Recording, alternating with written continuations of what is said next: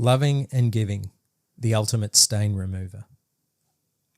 Dear Inner Circle, as a young lad, I grew up going with my family to a weekly Sunday chapel service in the middle of Melbourne's CBD. It was across the road from the State Library of Victoria, a beautiful part of the city.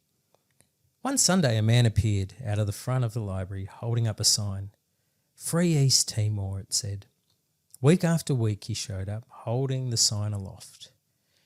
East Timor wouldn't achieve liberation for another 15 years, but he didn't know that at the time. One day, out of curiosity, I walked up to him, all of 9 years old, and introduced myself and asked him what he was doing. He told me something that took me many years to comprehend. Son, he smiled, I'm doing this for 2 reasons. Firstly, because I believe the world can change for the better. And secondly, I never ever want this world to change me. This week it's National Volunteer Week.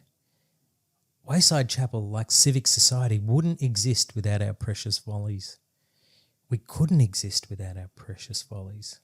And most importantly, we shouldn't exist without our precious volleys. If all who come to visit us are the heart of Wayside, and our teams are the hands and feet of the place, then our volleys are the lifeblood that holds us together.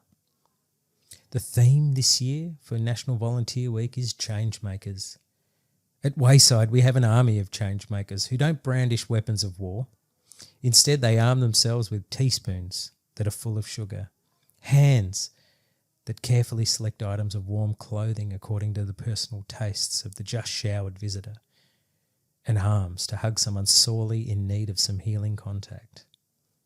Every act of kindness, every pair of undies given out in love, every sugar placed into a cup of tea, sometimes up to 8 or 9, not only shows dignity to all members of our family of humanity, but are also a vote for the world as it could be. So thank you to our wonderful volleys for being tangible reminders that in a world which values compliance and coercion over creativity and compassion, that we can refuse to collude in our own demise by taking action. It gives me great hope to see the world is going to change for the better. At a critical moment in my life, when I was filled with self-doubt, a mentor encouraged me with his wisdom. If you want to find your life, then give it away in service to others. Thus, my volunteering journey began. The trajectory of my life has been altered immeasurably for the better because of the people I've met through volunteering, who are now close friends. A few weeks ago, one such friend and I spent a weekend on a mate's cattle farm. Too many episodes of watching Yellowstone got me thinking that I could muster cattle. But we quickly learnt that I am far more Indian than I am cowboy. As we sat around the fire that evening, he reminded me that we first met when he was in high school. I was volunteering with his class, who were kids who might not make it through.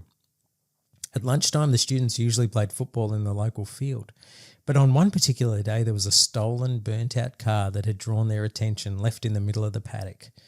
Jumping on the roof was the game of the day, and as we tried to get them all down, he jumped off and without thinking wiped his hands on his brand new t-shirt, streaking it with black. Oh no! Mum hates stolen car stain.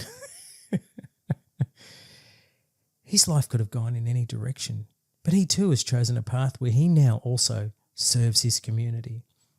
As we sat back and stared into the star-riddled sky, it was the perfect moment to realise the wisdom of my earlier mentor's words come to life. Thank you for being a part of our inner circle.